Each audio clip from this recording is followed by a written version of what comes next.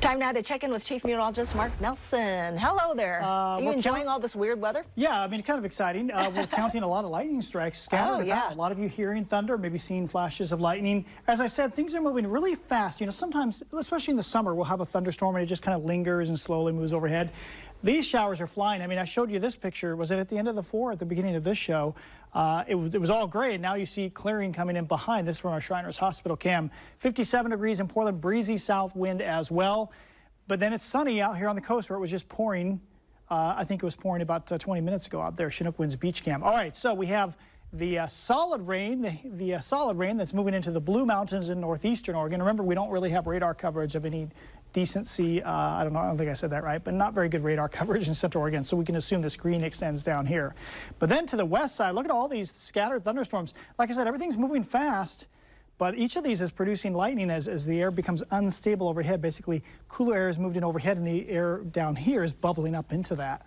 So you can see lightning right around Mount St. Helens down to the southwest, just past Woodland. That's one area. Here's another area from Cornelius Pass. So there's Helvetia, and Beaverton is just out of the picture here. Cornelius Pass is right here, and then also down to Sauvie Island. So you're getting rumbling there. Probably can hear it from North Portland. Another area here, look, fresh strike just happened live there around Donald. Here's Woodburn, and then Wilsonville. I guess that would be actually more like Champoeg Park, right in that area, back towards kind of southeast of Newburgh. One more spot, and then a lot of lightning right around Jefferson right now, just north of the northeast of Albany and right over Albany itself. In fact, if we kind of zoom out here, how many strikes have we seen in the last, I think we got about 30 minutes here, 40 strikes. So that's pretty active, and you can see it's kind of a line here. So it'll be active for a few hours, and then things will die down after sunset. But downpours, thunder.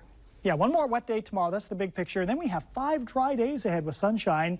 Showers will come and go all day tomorrow. Now, tomorrow's like what we're seeing now, but probably with less lightning. But there's a chance for a thunderstorm or hail tomorrow.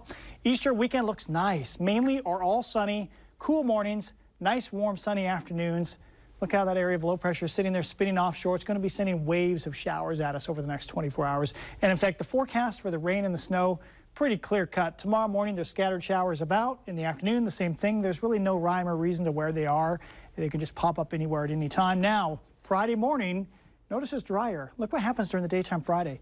It just all pulls away, and we're going into sunshine Friday afternoon. And Saturday, maybe a cloudless day. So, showers all day long tomorrow. I can't give you any one time where it's wetter than any other time. Just assume at any moment it could be sunny, or thundering, or pouring, or hail, or maybe all three at once. And Friday afternoon looks great. I think Friday will probably just be dry. We thought there might be a shower Friday morning. It seems unlikely. Easter Sunday looks nice. There could be a patch or two of low clouds. And then warmer yet on Monday and probably Tuesday, and then a very sharp change back to cool showers about the middle of next week. So something for everybody here, as we say. Right, Anna? Yes.